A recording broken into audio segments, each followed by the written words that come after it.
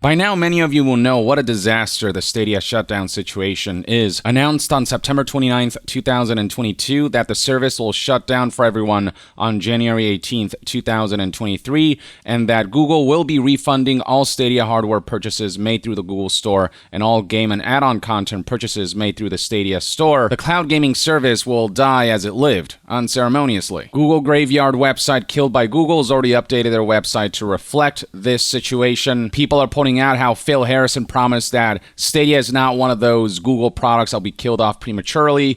Obviously, we all know how that turned out. People pointing out how when rumors began to spread that Google was getting ready to wind down Stadia, they denied any rumors of any kind of shutdown happening in the near future. And since the news broke, we have discovered that developers were not told that Stadia was shutting down. So we've got plenty of developers speaking out about how they poured all this time and money into a Stadia game or a Stadia port that will no longer be relevant. Heads of publishers like Mike Rose here pointing out how they wouldn't be surprised if Google refused to pay developers what they're owed, with Google incentivizing developers to bring their games over to Stadia through a payout that happens after launch per contract. Some developers use Stadia as a development tool to evaluate games like Destiny 2 during the pandemic. We've seen plenty of news outlets speak to these blindsided developers like Axios here, as well as Kotaku in this article, with plenty of quotes and testimonials from disgruntled developers. Employees were not told about Stadia's shutdown until minutes before it actually went public. So we're seeing employees speak out about working on a feature for Stadia for months only to discover it's no longer relevant. On the consumer side of things, plenty of people are worried about certain games no longer becoming available, not being able to be preserved because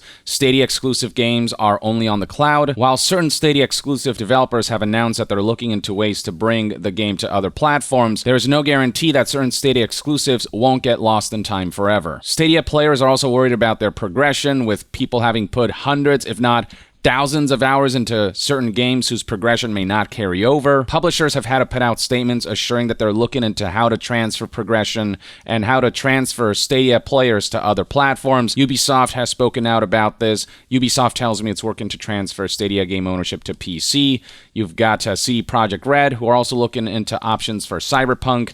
You've got IO Interactive, who've said that we hear you. We're looking into ways for you to continue your Hitman experience on other platforms.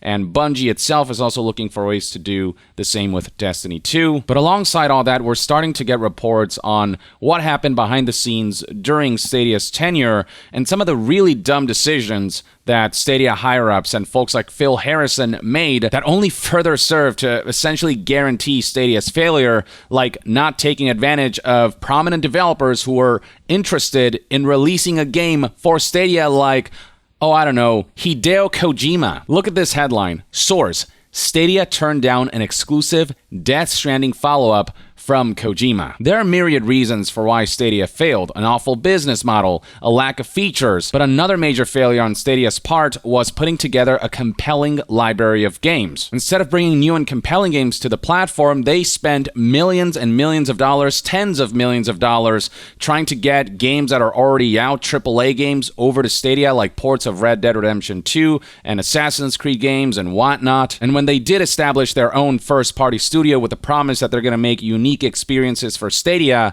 they shut down those studios before they even had a chance to ship a game, before they were given a chance to spread their wings. And that happened within a year after the studio's founding? A gaming platform is meaningless without the games, and there was just nothing to look forward to for Stadia. And yet despite the fact that Stadia was struggling to fill up its library of games with compelling titles, Stadia turned down a Hideo Kojima game, a Death Stranding follow-up, for the dumbest reason too, because it was a single-player game. I wish I was joking. Here's 9to5 Google's report on this. A source has told 9to5 Google that the game Kojima was working on was meant to be a Stadia exclusive follow-up to Death Stranding. Now, I don't know if this was meant to be Death Stranding 2 or a Death Stranding spin-off that's single-player, because Death Stranding is very reliant on its multiplayer component. It's this whole strand system that encourages people to make connections with each other so that they can help each other out in the game by having different player structures show up in other player sessions, and that way traversing the world is made that much easier. It would seem as though that aspect of Death Stranding wasn't meant to be the focus for whatever this Stadia exclusive Death Stranding follow-up would have turned out to be. This would have been a strictly single-player experience, and I don't know, I would have been very curious to see what that would have turned out to be like. It may have been more focused on action, perhaps, I don't know. But according to 9to5 Google, the proposed game would be strictly a single-player experience, and Phil Harrison was not a fan of that because apparently the narrative that single-player games have less of a chance of succeeding is still out there. Apparently, there's still this bullshit narrative that people aren't as interested in single-player games as they once used to be. It's all gotta be online. It's all gotta be multiplayer. It's all gotta be some kind of live service. 9to5 Google further elaborates that our source says it was the single-player nature of the game that led Google to cancel Stadia's collaboration with Kojima, with the company believing there was no longer a market for solo experiences. The game had gotten initial approval from Google and had begun the early stages of development.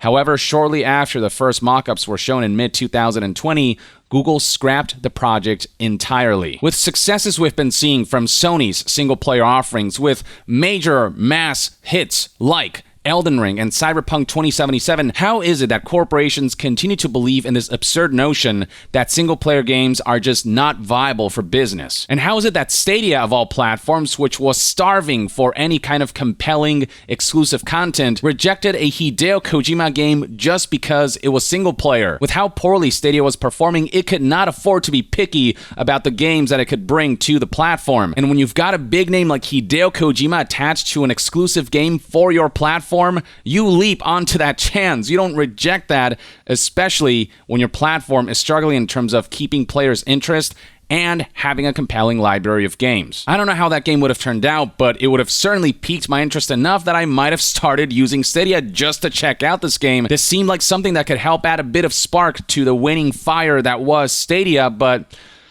it's single player, so we'd rather sink the ship. And it seemed as though the one to blame specifically is none other than Stadia's general manager, Phil Harrison, who made the final call to cancel the Death Stranding follow-up. Phil Harrison's name is already being dragged through the mud because of how poorly he handled Stadia's launch and how poorly he handled Stadia's death. And now with this news of a Stadia-exclusive Kojima single-player game getting canceled just because it was single-player, people are posting things like, Phil Harrison, literally the GOAT of making poor decisions, LOL.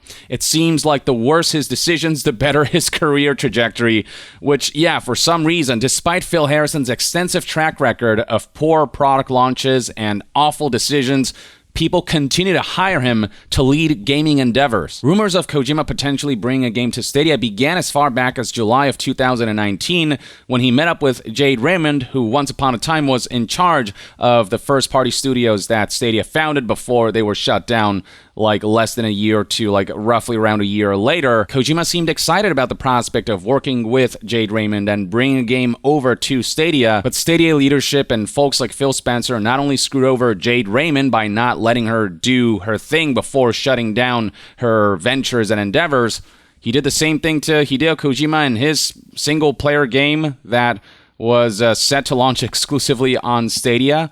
And I just don't know where Phil Harrison gets off being that nitpicky when the platform he was leading was failing precisely because it lacked compelling games to draw people to it. Compelling new and exclusive games, first-party games, or just anything that you could only play on Stadia that people would find enticing enough to motivate them to check Stadia out at least, and maybe boost player numbers, and then through that, maybe keep them interested for the long term with exciting projects along the way. It's just the sheer level of stupidity and incompetence surrounding the handling of Stadia, this cool technology that only got the technology part nailed down but failed at everything else, is, I don't know how these people get the jobs that they get. On the bright side, Kojima seems to have moved on. He seems to be focused on the road ahead and is working on games for platforms that are far more prominent, that people are far more interested in. Norman Reedus accidentally confirmed Death Stranding 2. We've been hearing rumors that Kojima might be working on a horror game,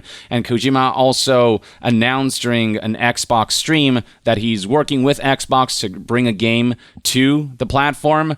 and it's apparently going to be cloud-based, and I'm not sure if that has anything to do with the horror game, but either way, he's got stuff cooking. At the end of the day, I guess it's Phil Harrison's loss, and given how Stadia turned out, maybe it's for the best that Kojima didn't spend too much time and money working on a game for a platform that was doomed to fail. We have some ancillary information surrounding Stadia's history that I thought was worth sharing. Let me know in the comments below what your thoughts and opinions are about the prospect of Kojima working on a single-player Death Stranding follow-up that will be Stadia exclusive, and what you think about Phil Harrison's decision to cancel that game just because it was single-player. Apparently, Phil Harrison has been living under a rock and not been paying attention to the myriad single-player game mega hits out there. Share your thoughts below, and to be further updated on all things gaming news, reviews, and discussions, stay tuned right here on Young Yeah. I'll see you guys next time.